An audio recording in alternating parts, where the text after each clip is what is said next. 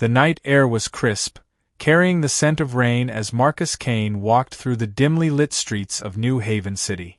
It had been a long shift at the repair docks, and his hands ached from hours of working on malfunctioning spacecraft.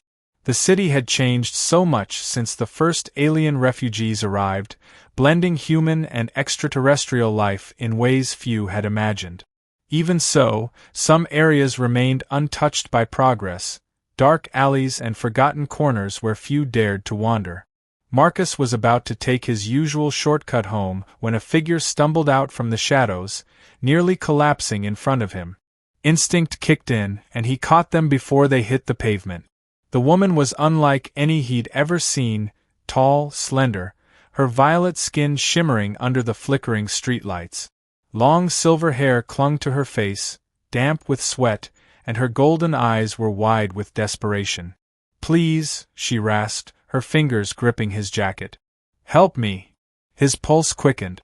What happened? She struggled to catch her breath, her whole body trembling. "My son, he's dying. I need your help." Marcus frowned, confused. "I'm not a doctor." She shook her head violently. "Not medicine. A machine, it's broken." "You fix things, don't you?" "You're human." That last sentence held weight, as if his species alone made him capable of solving the problem. Marcus wasn't sure whether to feel flattered or worried. "I am, but—" "Please." Her grip tightened, her voice breaking. "He won't last much longer." There was something raw in her expression, something that made it impossible for him to turn away.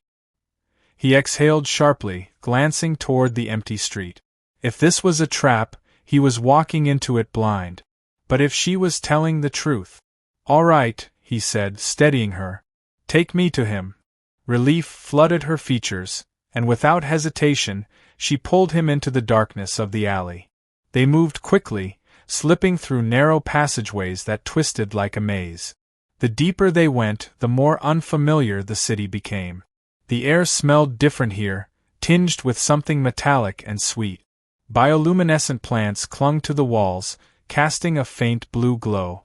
Marcus had never been this far into the alien sector before. The woman led him to a small dwelling, its entrance barely visible between towering structures. She hurried inside, and he followed, his eyes adjusting to the dim lighting. The interior was warm, the walls lined with strange, pulsating patterns that reminded him of veins beneath the skin. A small cot sat in the center of the room. On it lay a child, motionless, his body wrapped in thin silken sheets. His skin, like his mother's, shimmered, but faintly, as if the light within him was flickering out. His breathing was shallow, barely there. The woman dropped to her knees beside the cot, her hands hovering over him but not quite touching. "Errol," she whispered, her voice full of anguish. Marcus swallowed hard. "What's wrong with him?" She looked up at him, tears brimming in her golden eyes. "His body is failing. He needs stabilization, but the machine—" She motioned to a sleek, silver device beside the cot. "It broke. Only human hands can fix it." Marcus stepped closer, scanning the machine. It was unlike anything he'd ever worked on, yet familiar in its construction. The display flickered weakly, lines of alien script scrolling across the cracked interface. Wires were exposed, some sparking intermittently. He took a breath, rolling up his sleeve. "I'll do what I can." The woman exhaled, clutching her son's hand. "Thank you." Her voice was barely a whisper, but the weight of it settled deep in his chest. Marcus knelt beside the machine, his eyes scanning its damaged component. The outer casing had been dented, likely from an impact, and several wires were exposed where the panel had been forced open. The energy core pulsed weakly, its glow unstable. He could hear a faint hum, but it was uneven, flickering like a dying heartbeat. Sari sat beside her son, her fingers trembling as she brushed his silver hair from his face. The boy, Errol, looked fragile, his skin dull compared to the soft shimmer Marcus had seen on other aliens of her kind. He wasn't just sick, he was fading. "How long has the machine been down?" Marcus asked, inspecting the internal component. Almost 2 days, Sari said, her voice hoarse. It held for as long as it could, but now, I don't know how much time he has left. Marcus exhaled through his nose, his mind racing. The technology was advanced, but the mechanics weren't entirely foreign. Power distribution, data processing, energy stabilization. He could piece together what it was supposed to do, even if he didn't fully understand the science behind it. His hands moved on instinct. He reached into his tool pouch, pulling out a micro-welder and a set of delicate pliers. All right, he muttered. Let's see what we're dealing with. Sari watched in tense silence as he began working, his fingers moving quickly despite the unfamiliarity of the machine. Some of the internal circuits were fried, likely from an overload. The power core needed to be reconnected to stabilize the energy flow. Is there a backup system? He asked, glancing at Sari. She shook her head. That machine was our only chance. The ones at the refugee medical center are too different. They don't work on our kind. Marcus gritted his teeth, frustration bubbling under his focus. He had to make this work. The damage was severe, but not impossible to fix. He pulled out a set of thin wire clamps and began reconnecting severed links. Sparks flared as he fused metal, carefully restoring broken pathways. The hum of the machine grew steadier, but it wasn't enough. A critical component was still missing, a power regulator. Without it, the energy wouldn't stabilize, and the machine could burn out completely. Damn it, Marcus muttered. He ran a hand through his short brown hair, his mind spinning through alternative. Sorry, do you have any old tech lying around? Anything that runs on a controlled power circuit? She hesitated, then quickly stood and disappeared into a side room. A few moments later, she returned with a small handheld device. It was alien in design, but when Marcus examined it, he saw that it contained a similar power regulator. It wasn't perfect, but it could work. This will do, he said, prying it open and extracting the part. Sari gasped slightly as he dismantled the device, but she didn't stop him. Every second counted. Marcus installed the new regulator, his fingers steady despite the pressure. The machine whirred, its internal lights pulsing stronger. A low, rhythmic beep filled the room, signaling stabilization. Sari let out a shaky breath. Is it working? Marcus exhaled, watching the screen flash a series of system diagnostics. The energy output was still lower than optimal, but it was functional. He turned to Errol, scanning the boy's vitals on the display. The numbers were rising, slowly, but rising. It's holding, Marcus said. He's not out of the woods yet, but the machine is running again. Sari made a strangled sound, a mixture of relief and overwhelming emotion. She clutched Errol's hand, whispering words in her native tongue. Then, before Marcus could react, she turned and grabbed his hand, her grip strong despite the tremble in her fingers. You saved him, she said, her golden eyes shimmering with unshed tears. I can't ever repay you. Marcus felt something unfamiliar tighten in his chest. He had helped plenty of people before, but this felt different. The way she looked at him, like he was her entire world in that moment, made his pulse stutter. I just did what I could, he said, pulling his hand back, suddenly feeling warm. Sari shook her head. No. You did more than that. She looked down at her son, then back at Marcus. You saved my world. Sari didn't leave Errol's side, watching him with a desperate hope that made Marcus's chest ache. The machine pulsed with a steady rhythm now, stabilizing the boy's fragile condition. His breathing was deeper, his color returning ever so slightly. But he wasn't awake yet. Marcus sat back on his heels, exhaling slowly. He had done what he could. Now, it was up to the boy's body to recover. Sari turned to him, her golden eyes soft but filled with something deeper, gratitude, relief, and something else he couldn't quite name. You stayed, she said quietly. Even when you didn't have to. Marcus scoffed lightly, rubbing the back of his neck. Wouldn't have felt right to walk away. Silence settled between them, comfortable but charged. The dim glow of the machine cast soft shadows over her face, highlighting the delicate features that marked her as alien yet undeniably beautiful. Sari's lips parted as if she wanted to say something, but instead, she reached out, hesitating for a moment before resting a hand over his. Her fingers were cool to the touch, but the gesture sent a warmth through him he wasn't expecting. "I meant what I said," she whispered. "I'll do anything to repay you." Marcus blinked, his throat tightening. There was no mistaking the weight of her words. The way she looked at him, it was more than just gratitude. It was deep, unspoken emotion, something raw and real. "You don't owe me anything," he said softly. Sari shook her head, her grip on his hand tightening. "You don't understand. My people, we don't take debts lightly. A life saved is a bond that cannot be ignored." He swallowed. "A bond." She exhaled slowly, as if steadying herself.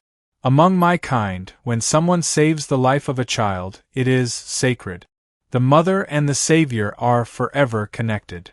Marcus stiffened, his heart kicking up a notch. "Wait, are you saying?" Sari gave him a small, bittersweet smile. "I belong to you now." His mind reeled. He wasn't sure if it was the exhaustion from fixing the machine, or the fact that a stunning alien woman had just told him she was his now, but he needed a second to process. "Sorry, he hesitated, rubbing his temple. "That's not how things work for humans." Her gaze searched his, uncertain. "Then, how does it work?" Marcus chuckled breathlessly, shaking his head. "We don't claim people. We don't expect something in return for doing the right thing." Sari frowned, tilting her head. "Then why did you help?" He sighed, leaning back against the wall. "Because I couldn't stand by and do nothing. Because your son deserved a chance." He glanced at her, voice softer now. "Because you begged me to." Sari lowered her eyes, her fingers curling slightly as she withdrew her hand. "I thought humans only helped when there was something to gain." Marcus huffed a laugh. "Who told you that?" She hesitated, then shrugged. "Others. Stories. Humans are unpredictable." "Yeah, well, I guess that's true." He smirked, tilting his head toward Errol. "But if you want the real truth, we help because we care. And sometimes we don't even know why. We just do." Sari studied him, something shifting in her expression. Then, after a long pause, she murmured, "Then maybe humans are more extraordinary than I thought." The air between them grew heavy again, thick with unspoken words. Marcus had been around aliens before, had worked on their ships, shared drinks with them in the city's bars. But this was different. This was personal. Sari was watching him in a way that made his chest tighten. Like she was seeing him for the first time, not as just a human, not as just someone who had fixed a machine, but as something more. And maybe, just maybe, he was seeing her that way too. Errol stirred, his small body shifting beneath the silken sheet. A faint, groggy sound escaped his lips, and Sari gasped, immediately leaning over him. "Errol!" Her voice trembled, filled with hope. The boy's golden eyes fluttered open, unfocused at first. Then, recognition dawned, and his small hand weakly reached for his mother. Sari caught it, holding on as if she would never let go. "You're safe, my love," she whispered, tears streaking down her violet cheeks. "You're safe." Marcus let out a breath he hadn't realized he was holding. Relief washed over him, deeper than he expected. He had done it. The kid was going to be okay. Errol's gaze shifted, landing on Marcus. His brow furrowed in curiosity. "Who?" His voice was faint, barely audible. Sari turned to glance at Marcus before smiling softly. "He saved you, little one." Errol blinked slowly, as if trying to process the words. Then, after a moment, his lips curved into a tired but genuine smile. "Thank you, human." Marcus chuckled, rubbing the back of his neck. "Just Marcus is fine, kid." Errol seemed satisfied with that, his eyes already drooping shut again. Sleep pulled him back under, but this time, it wasn't the deep, dangerous unconsciousness from before. This time, he was simply resting. Sari let out a shaky breath, brushing her fingers across her son's forehead. Then she turned back to Marcus, something unreadable in her golden gaze. She stood and took a step toward him, hesitating only for a second before reaching out. Before he could react, her arms were around him. Marcus stiffened. She was cool to the touch, but there was warmth in the way she clung to him, her slender frame pressing against his. He felt the rapid beat of her heart against his chest. The moment stretched, long and silent, filled with emotions neither of them had spoken aloud. Then, softly, she whispered, "I was ready to lose everything tonight. But you gave me back my world."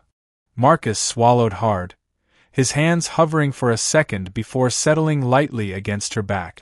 I couldn't let you lose him." Sari pulled back slightly, just enough to look up at him. Her golden eyes shimmered with something deeper than gratitude. "You don't understand, Marcus. This bond, my people don't form them easily. When we do, it's for life." He let out a slow breath. "You don't have to do anything for me, Sari. I don't expect anything." She smiled, shaking her head. "I know. That's why it matters." Silence stretched between them, charged with something neither of them could quite name. But it was there, undeniable. Finally, Sari reached for his hand, her fingers curling gently around his. "Stay," she whispered. "At least for tonight." Marcus looked down at their joined hands, at the way hers fit so easily against his. He thought of the way she had run to him in desperation, the way she had clung to him in relief, and now, the way she looked at him, as if he had become something important to her in a way neither of them had expected. He exhaled, a slow smile tugging at his lips. "Yeah," he murmured. "I think I will." As he sat beside her, watching over Errol together, Marcus realized that this night had changed something in both of them. And maybe, just maybe, it was the beginning of something neither of them had ever seen coming.